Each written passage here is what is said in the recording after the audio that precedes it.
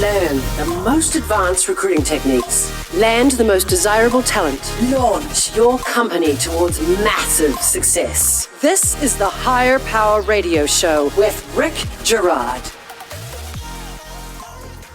Thinking about people you hire as objects or obstacles to achieve your company goals is poison. Often we venture into the hiring process with the mindset of how can you help me? This is wrong in so many ways, especially if your goal is to fuel the growth of your company. The truth is, the people you hire could care less about you and your goals. And this is why people take your job simply for the paycheck and bounce at the first hint of trouble. Understanding the other person's pains, desires, allow you to connect the dots for both parties of how you can bring maximum impact to their careers and the company. I'm Rick Girard, and welcome to the Higher Power Radio Show. We help entrepreneurs and business leaders win the right hire. We share insights from top performing rebel entrepreneurs, disruptors, and industry leaders like our guest today, Jonathan Domsky. He is the founder of Untangled Coaching. An entrepreneur since he was 24 years old, Jonathan uses many of the same tools as a traditional business coach, goal setting, accountability, best practices, but his purpose in life is teaching personal mastery. Jonathan's superpower is to distill this wisdom into practical, easy to understand, and simple to apply tools that will make your life easy, meaningful, and joyous. To untangle the clutter in your business and life so that you can be your best, most authentic self. And most importantly, see a clear path on how to get from where you are right now to living your beautiful future, which is what makes Jonathan the perfect expert for today's topic. Jonathan, welcome to the Higher Power Radio Show today. Thanks for having me, Rick. There's nowhere I'd rather be than right here with you right now. Oh, wow. That's like the nicest thing anybody's ever said to me, including my wife. Today, we're going to talk a little bit about why you need to change your hiring mindset. And we're going to talk about how to shift your mindset to fuel growth. We're going to give you a plan to do that. Sound like a plan? Let's do it. The conversation that I often have with entrepreneurs is I want somebody who's already done X who can come in and do the work. They have to want to be here and they just have to figure out what the job is. Because quite frankly, we don't really know what the job is. I find this is far too common, especially when I'm talking to new companies. Do you see this as a challenge as well? Of course, it's important when you're hiring someone, you want them to have had the experience and the know-how and the skills to do what it is you're hiring them to do. The problem is that it's not enough. Behavior drives results, but what's going to drive that behavior? If incentives, training, giving people rewards and punishments was enough, then every company would have great customer service. All siblings would get along. There'd be no crime. It's not enough. So behavior drives results, but what drives behavior? And the answer to that is mindset. So let's break into that because the mindset is probably the most dangerous thing that entrepreneurs have because when they go into this, they just need to get the work done. And again, just having that approach to it is so harmful to you and your business because you're not going to attract the best people for your organization. You're just not. Yeah, absolutely. And the reason for that is that most of us have what we call an inward mindset. We're concerned with our needs, our objectives, our challenges. And to the extent that we think of other people at all, it's as objects. We see them as obstacles to overcome, or we see them as vehicles to get what we want. And if they can't help us and they can't hurt us, then they're irrelevancies that don't matter at all. And that provokes an inward mindset in other people that if you don't care about what my goals are, if you don't care about what I'm trying to do, then why should I care about yours? And so much of the drama, so much of the conflict that we see in our lives, that we see in our businesses comes from this inward mindset thinking that we're all focused on what we need. And then other people respond to it by not caring about what we need. But if we could focus on what's important to them, if we could have an outward mindset, if we could see them as people with needs, challenges, and objectives of equal importance to our own, then that opens up this space for us both to accomplish great things together. Having this outward mindset that we're talking about right now also attracts the strongest people because you're able to look past your preconceived notions, your bias, whatever during your interview process to actually understand who a person is at their core and be able to connect the dots both for you and for them as to whether or not the person is going to thrive. Absolutely. And people want to have an impact. They want to know why they're doing what they're doing, not just the what of what we're doing. And so many times when we're hiring someone, we're writing a job description,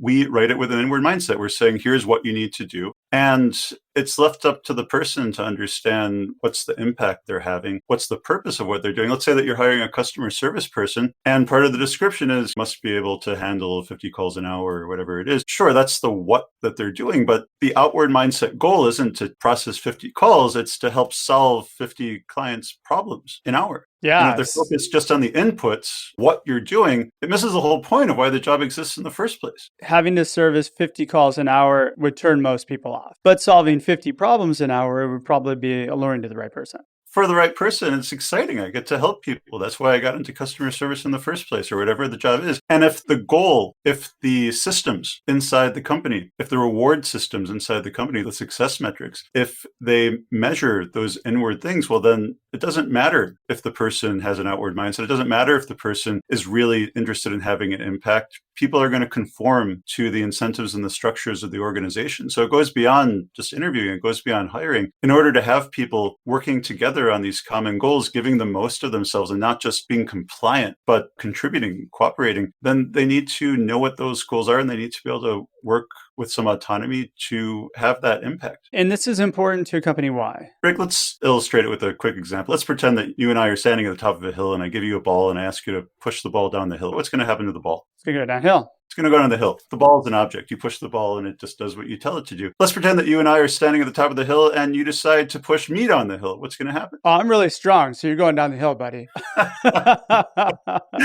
Maybe with a giant sense of yourself through sheer force of will, I would go, no, but I'm sure there's going to be a lot of resistance. But most people are going to push back. And that's why it matters. Because if you treat people like objects, they don't want to comply. If you hire someone and they're just a cog to fill your machine, they have no incentive to understand what your goals are and to help you achieve the goals of the business. And over time, they're probably going to give you the least amount that they can in order to keep their jobs, or maybe they'll quit. And you'll have high turnover because you're just focused on what's in it for me instead of what's in it for them. They will quit. They will quit. When your wants are primarily ego-driven, then you're going to drive people out. And plus, you have to also look at whatever role you're creating as, what does the business need, not what do I want as an entrepreneur. It's always nice to be able to say, hey, I've got some guy that I hired from Google or some big company, but that's totally ego-driven and probably the worst hire you're going to make. And you say, what does the business need? The business is made up of people. So the person who's going to be managing that person, what is that person's needs, challenges, and objectives with regard to this hire? The coworkers of this person, their peers, what are those people's needs, challenges, and objectives? Anyone who's going to be reporting to them, same question. And then, of course, for the candidate themselves, this person that you're bringing into company, what are their needs, challenges, and objectives? And by focusing on other people, it doesn't mean that you don't focus on what you need. It means that if you could take care of what they need first, then it opens up space for everybody to work together. Illustrate that with an example. Before I was a coach, I was an entrepreneur. My primary business was Kidorable. If you've seen umbrellas or rainbows that look like frogs and ladybugs and stuff like that, that's us. And we used to hire salespeople. And the salespeople's goal, we built our business on small independent mom and pop stores. A really good customer was $5,000 in sales a year. So our salespeople had a goal that they were supposed to sell $5,000 of our products a year to our customers, to ship that out the door. It's a very inward goal. What happens to the product after it ships? Well, that's not our concern. We did our part. But then we shifted that goal. We made it an outward mindset goal. And we said, from now on, our sales goal for each customer is that they sell $10,000 of Kidorable products over the course of a year. Most of our retailers had 100% markup. So if they sell 10,000, that's the same as us shipping 5,000. But by making it about them selling as opposed to us shipping, it opens up all sorts of possibilities. Well, maybe they need training on how to sell our product. Maybe they need support with displays or other promotional support. Maybe when we have a new product, we should guarantee it that it's going to sell and take it back if it doesn't, so they don't have stock on their shelves, but they're always moving product. Those are the possibilities that come from having an outward mindset, by considering what is it that all the people around you, all the people that you affect by what you do, what are their needs, challenges, and goals? Yeah, that's so very true. And you mentioned if you approach your hiring like it's a customer, because each person that you're talking to is potentially a customer in a way. So if you treat them like that, then you can't lose. You're listening to the Higher Power Radio Show. I'm your host, Rick Girard. And for our podcast listeners, we're going to take a quick educational moment from our sponsors. Hey, check out stridesearch.com. There you'll find additional content and resources to help you land great hires. Our guest today is Jonathan Domsky. He's the founder of Untangled Coaching, and we're discussing developing an outward mindset and how to implement that into your company. So we just talked about why you should do this, and now we're going to talk about how to. Jonathan, I'll let you lead off. How do we solve this problem? From an individual perspective, it's very simple. See other people as human beings with needs, challenges, objectives that are of equal importance to your own as people, not as objects, and then adjust your behavior to actually help them achieve what's important to them. And then we're not quite done. Measure the results. If you're hiring someone and you're talking to a candidate, what is it that they want? Well, ask, not just are they a good fit for you, but are you a good fit for them? And if you're hiring people and you find that it's bad cultural fits or they didn't have the skills that you thought they had, or for whatever reason they're not thriving and they're leaving, well, how can you adjust your questioning during the interview? How could you adjust your onboarding process? How could you adjust their experience when they're starting so that you are able to help them to achieve their goals within the context of what your company is trying to achieve? So see, adjust, and then measure. Let's talk about the seeing piece. It's really hard to get out of that mindset of we just need to get this work done because we're under deadlines and we have pressure from our investors and we're behind the eight ball here. How do you make the shift from, oh shit, to, okay, let's take the time to make sure that we're doing this right? Yeah, so there's two parts to that. One is to realize what's the cost of doing it the way that you have been doing it in the past. Sure, it's more efficient in the short term to not worry about any of that stuff, but how much time do you waste in turnover, and how much money do you blow? All these other issues. But the other part of it is what's the structure, what's the system that everybody's working in? And when it comes to interviewing and selection, when it comes to onboarding, when it comes to compliance, are the systems in the company inward focused? What does the company need? What do I need? Or are they outward focused? How does what we do affect everybody who we're working with? Just breaking it down, if you're building a business anyway, you need to be outward focused. You have to be focused on your customer. You have to be focused on the things that are going to build the business. And people are the main thing that's going to build the business. So again, how do we break out of this mindset? What would be the one thing that can snap somebody out of this and go, okay, maybe we should just step back for a moment and really consider how we're approaching this? It's a process. Everybody has an inward mindset sometimes in some situations. The goal is to have it be as little as possible and as much as possible be outward. So the first is to start having these conversations, to talk about it, to understand these dynamics, to recognize the reason why some people aren't thriving in our company. The reason why we've made these mistakes is because we're just focused on what we need instead of what the other people need. But good intentions aren't enough. Take a look at the systems, the success metrics in your company, and see how could they be focused not just on the inputs, but on what is the impact. And then even if you do, let's just pretend you had a offsite retreat and you spent 2 days looking at all the processes in your company and turning them around, that would be a great start, but it's probably not going to be enough because habits change, people need reminders. And the easiest way to do it is to do a walk the talk exercise. And that could be once a quarter during a quarterly strategic planning meeting. It could be more frequently to simply take a moment, add it to the agenda of your quarterly meeting and ask, over the last quarter, how are we doing? How consistent have we been in recognizing that the people we work with and the people that we're bringing into our company, and not just that, but all of our customers and everything else, our suppliers, everything else that we do, how consistent are we at looking at them, seeing them as people whose needs are of equal importance to our own, and adjusting our efforts and measuring the results to help them achieve what they need? And if everybody goes around the table and they say, oh, we're doing a really great job of that, and everyone agrees, then great, you're done. You have a good habit. Keep doing it. But if someone says, there was that one people time. Do that, though. It's not always great and hunky-dory. Come on, let's be. If the one person raises their hand and says, there was that one time where I feel like we're kind of treating that person as an object. But taking it back foundationally, it's important that companies really take the time in the beginning to build out their core values and build those foundational things that the company needs to build upon. Because otherwise, what you're doing is you're just throwing sticks on a fire and hoping something burns longer. That's really what it boils down to. Yeah. So it starts with an exercise. Write down all the people who you're associated with in your company, the person you report to, maybe if you're an entrepreneur, maybe your investors, people who report to you, your peers, and ask yourself, do you know what are the three most important things to these people, either on a daily basis for what their job is or long term? If you're not sure of it, ask.